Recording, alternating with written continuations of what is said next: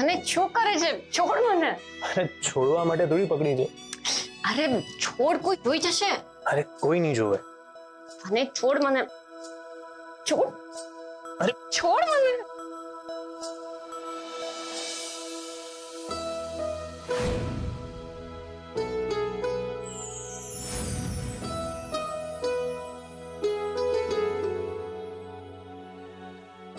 સરગમ, તને ખબર છે કેટલા દિવસ વીતી ગયા એના પછી આપણે આમ મળી જ નથી શક્યા. પરિસ્થિતિ માણસ પાસે બધું જ કરાવે છે.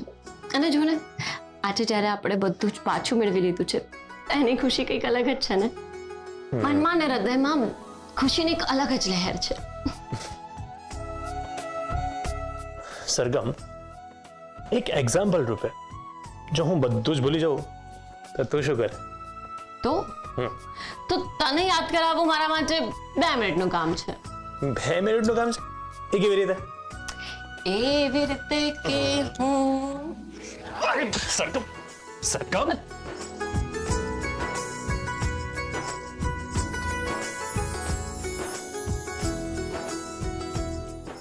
સાચે સરગમ, આ તારી લડાઈ હતી અને તું જીતી પણ.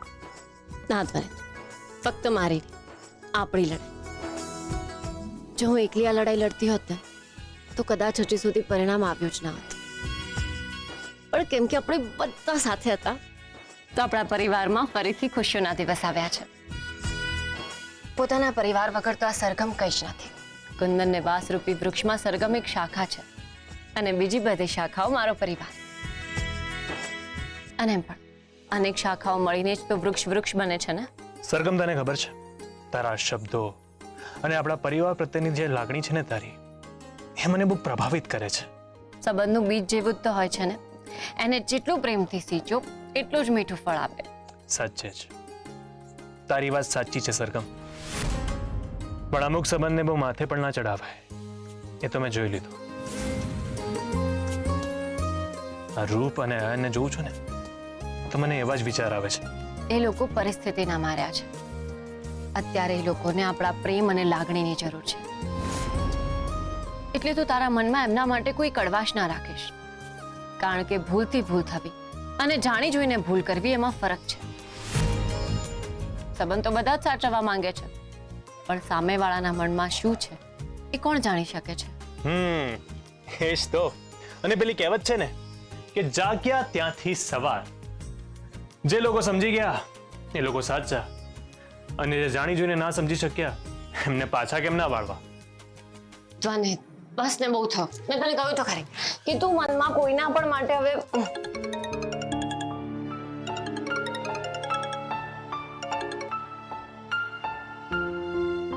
હેલો, ઇન્દુબેને જામીન મેળવી લીધા છે. શું? હા, તમને જાણ માટે ફોન કર્યો છે. ઠીક છે. શું થયું? ઇન્દુ આંટીને જામીન મળી ગયા. ધ્વનિ, આપણે ઇન્દુ આંટીને હલકામાં ના લેવા જોઈએ. જે બહાર આવ્યા છે તો ચોક્કસ કંઈક કરશે. અત્યાર સુધી આપણે લડ્યા છીએ ને તો આગળ પણ લડી લઈશું. પણ હવે જોવાનું એ છે કે ઇન્દુ આંટી શું નવો કાંડ કરે છે.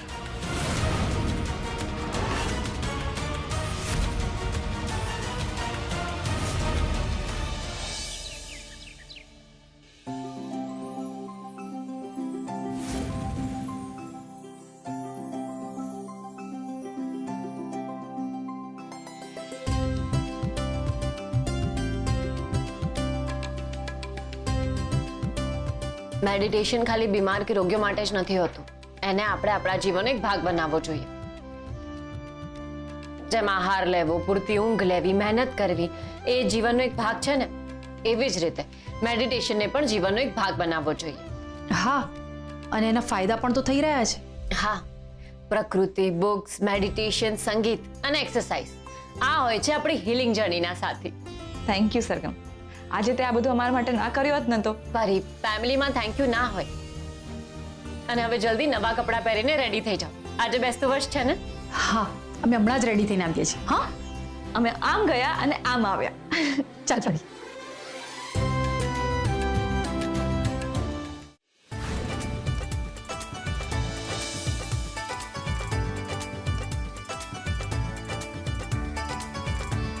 શું વાત છે, આજે આખો પરિવાર એક સાથે.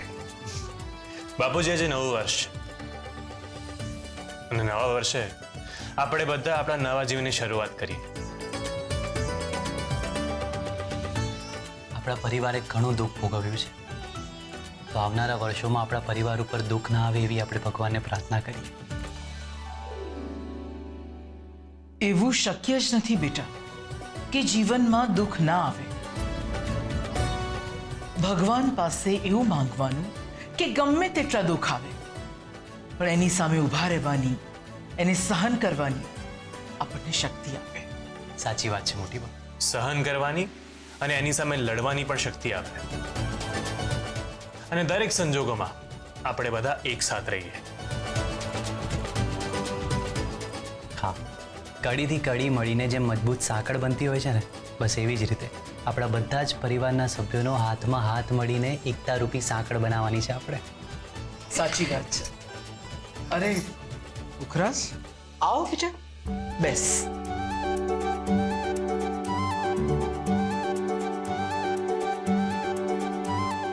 તો આજે ઘણા સમય પછી મોટી બાના હાથનું જમવાનું જમવા મળશે. અને મને આ વાનગી નહીં, પેલી વાનગી જોઈએ છે. મને તો મમ્મીના હાથનું જ જમવાનું. મોટી બાના હાથનો મોહનથાળ તૈયાર છે, ચલો ખાઓ બધા. બાપુજી, અરે સરગમ, આ રૂપ અને આયાન ક્યાં છે? જાને બોલાવી લાવ ને એમને.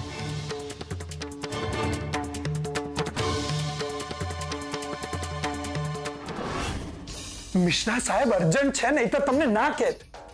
જુઓ ને પ્લીઝ, પ્લીઝ જુઓ ને કંઈક થાય તો. Hello hello. શું થયું અયાન? તમે નિરાશ લાગી રહ્યા છો? હા, મમ્મીના જામીન કરાવવાના છે. મેં બહુ જ બધા વકીલોને ફોન લગાવ્યો પણ કોઈ જ વકીલ હાજર નથી. તહેવારોના કારણે બધા જ રજા પર છે. આનાથી મોટી કઈ કઠણાઈ હોય? આજે તહેવારના દિવસે મારી મમ્મી જેલમાં છે. સમજુ છું અયાન, પણ શું કરીશું? હિંમત રાખો, બધું થઈ જશે. મેં મારી મમ્મીને બહુ જ સમજાવી કે આ બધું જ છોડી દે. અરે જે લોકો પ્રેમ ના આપી શક્યા એમની પ્રોપર્ટી મળી જશે તો પણ શું મળ્યું આ ઘરમાં રહીને? બધાનો ચિત્કાર. પણ એ માની જ નહીં. એને જે કરવું હતું એ જ એને કર્યું. મેં લાખ મહેનત કરી કે એને પાછી વાળી લઉં, પણ હું નિષ્ફળ ગયો. મેં એને કહ્યું કે મારે માત્ર તું જોઈએ છે, પણ હું એને પાછી ના વાળી શક્યો. અને જોયું રૂપ શુંનું શું થઈ ગયું. આજે નવું વર્ષ છે અયાન, આંખમાં આંસુ ના લાવો. નવું વર્ષ તો મારા માટે ત્યારે થશે જ્યારે મારી મમ્મી મારી સાથે હશે. જે થઈ ગયું છે એ થઈ ગયું છે અયાન. દુઃખ લગાડવાથી કંઈ નહીં થાય. માટે હવે શું કરવાનું છે એના પર ધ્યાન આપો. આગળની જિંદગી આપણી રાહ જોઈ રહી છે, એટલે આપણે હવે ભૂતકાળને ભૂલીને ભવિષ્યને સજાવવાનું છે અને મમ્મીજીને બચાવવાના છે. એમને ત્યાંથી છોડાવીને પાછા લાવવાના છે. ફરી આપણે એક થઈને સાથે રહેવાનું છે. પણ એના માટે તમારે ભૂતકાળને સ્વીકારીને એને ભૂલીને વર્તમાનમાં ધ્યાન આપવું પડશે.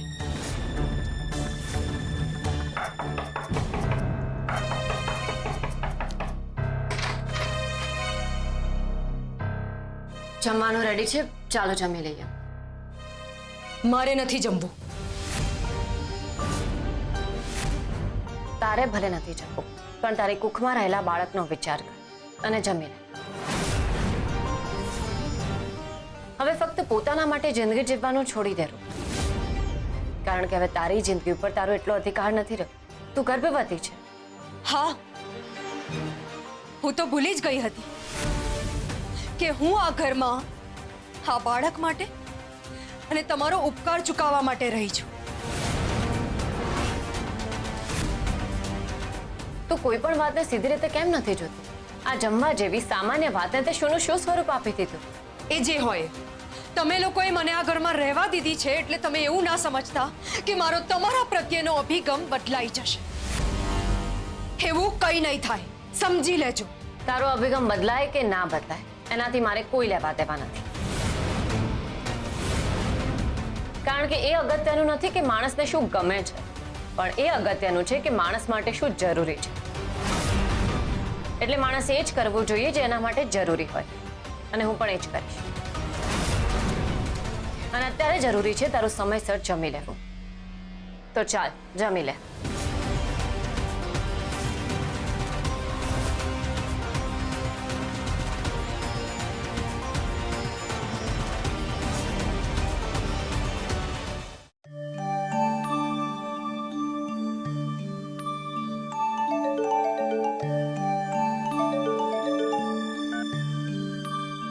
હલો,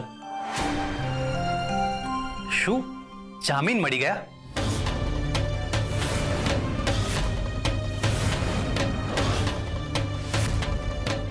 ઓકે ઓકે ઠીક છે. શું થયું ચિરાગ? બાપુજી, ઇન્દુ આંટીને જામીન મળી ગયા. શું? આટલા બધા ગુના કર્યા છતાં પણ જામીન મળી ગયા? હા બાપુજી, સાચી વાત છે.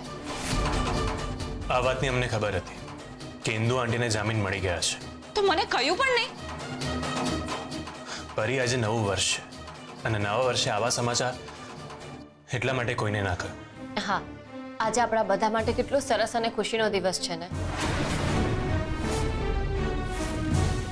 તો અમને એવું થયું કે આવા ખુશીના રંગમાં ભંગ નથી પાડવો, એટલે આવતીકાલે જાણ કરીશું.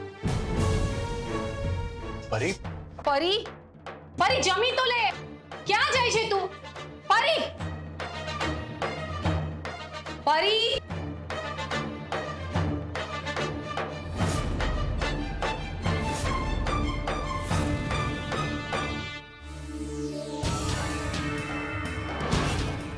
પરી, શું થયું બેટા? કેમ જમવાનું અધૂરું મૂકીને તું અહીંયા આવી ગઈ? મીરા કાકી, તમે જ કે હું શું કરું? મને બહુ જ ગુસ્સો આવી રહ્યો છે. પેલી ઇન્દુએ મારા જમવામાં નશીલો પદાર્થ નાખી દીધો અને હું નશામાં રહી. અને તમે જોયું ને, એ વ્યક્તિને જામીન મળી ગયા એવા સમાચાર આવ્યા. હવે તમે જ કહો, મને કેવું લાગે? મીરા કાકી, આવા વ્યક્તિ ક્યારેય કોઈનું સારું ના ઈચ્છી શકે. મારે તો એને શોધવી છે અને સજા પણ એને હું જ આપીશ.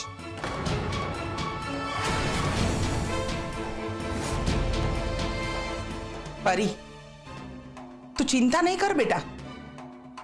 આનો બદલો તો આપણે લઈને જ રહીશું.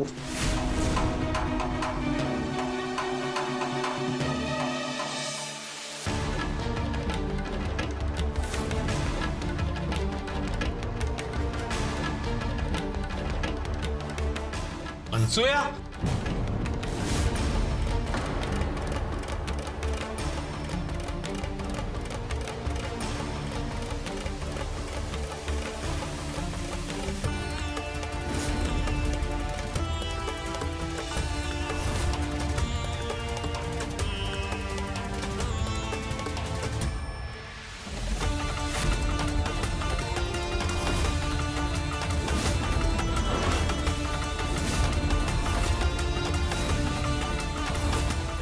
અનસુયા તું?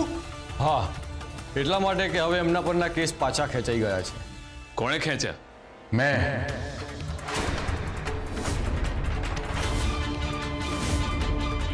કારણ કે એને ગુનો કર્યો છે પણ મરજીથી નહીં.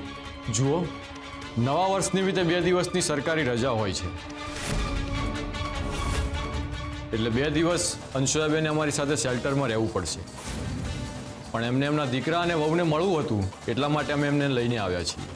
તો કેસ? હવે અંશુયાબેન પરના કેસ નથી રહ્યા, એટલે મુક્ત. આઝાદ છો તમે.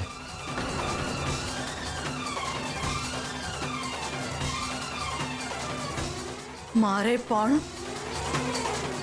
મુક્ત જ થવું છે સાહેબ.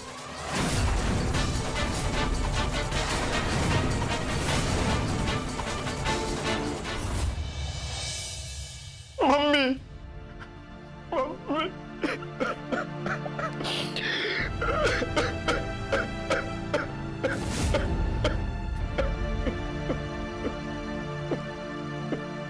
અયાન દીકરા રડ નહીં દીકરા.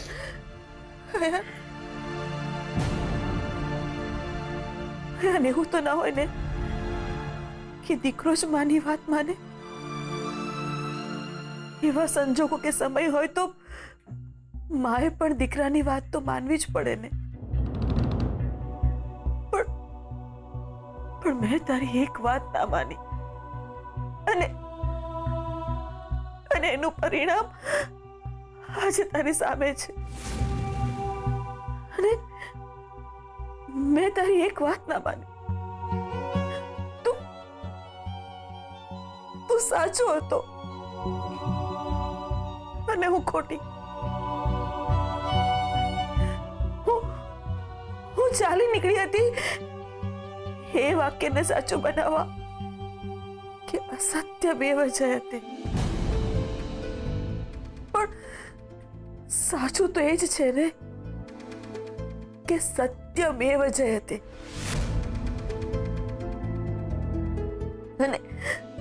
અને જે સાચું હોય છે એની જ જીત થાય છે. પોતાના સ્વાર્થની ઈંટોથી બનાવેલી દિવાલ ભલે ગમે તેટલી મજબૂત હોય પણ એકવાર એ પડવાની જરૂર. અને એ જ સનાતન સત્ય છે. નહીં મમ્મી, નહીં. ભૂલી જા બધું. જે કંઈ મેં થયું ને એ બધું ભૂલી જા. કદાચ સમયે જ આ બધું તારી સાથે કરાવ્યું હશે. કદાચ તારી નિયતિમાં જ આ બધું લખ્યું હોય. હોતું નથી. આપણે જાતે લખ્યું હોય છે બેટા. એક હોય છે મનસ્થિતિ અને બીજી હોય છે પરિસ્થિતિ. જો આપણે આપણી મનસ્થિતિ પર કાબુ મેળવી લઈએ ને તો આપણી પરિસ્થિતિ આપોઆપ બદલાઈ જાય છે. પણ જો આપણે આપણી મનસ્થિતિ પર કાબુ નથી મેળવી શકતા તો આપણી પરિસ્થિતિ પર કાબુ મેળવવો એટલો જ મુશ્કેલ થઈ જાય છે.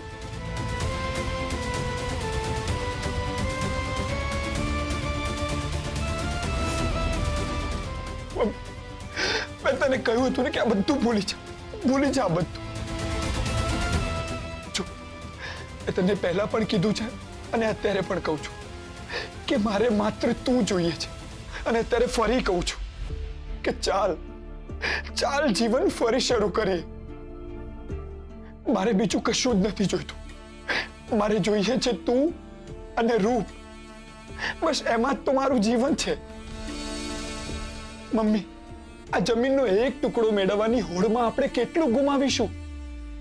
નહીં મમ્મી, હું તને અને રૂપને ગુમાવવા નથી માંગતો. ના, ચાલ આપણે અહીંયાથી કશેક દૂર જતા રહીએ જ્યાં ફક્ત તું, હું અને રૂપ જ હોય. ત્યાં આપણે બધું જ ઠીક કરી લઈશું. બધું જ. જે આપણે વિચારી શકીએ ને એ બધું જ આપણે કરી શકીએ. જીવનમાં કશું જ અશક્ય નથી મમ્મી.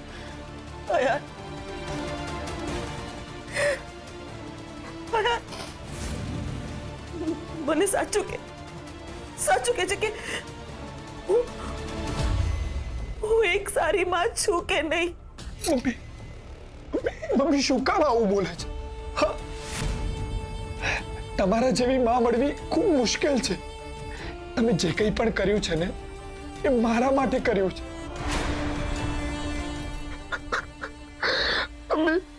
હું ખૂબ ભાગ્યશાળી છું કે મને તમારા જેવી માં મળી છે.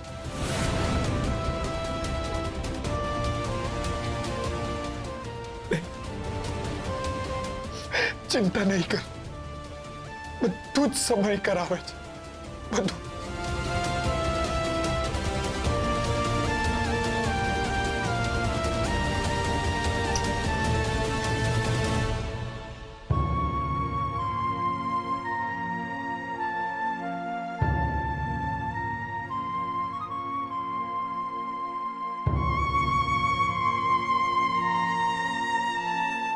હું જાઉં છું.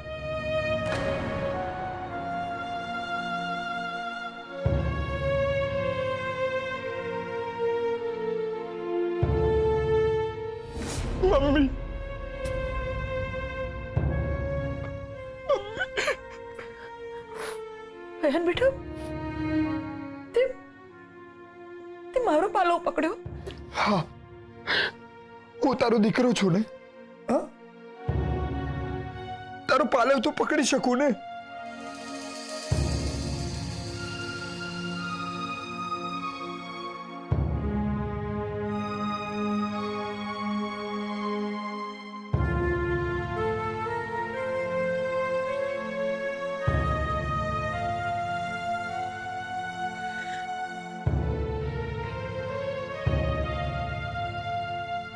માં,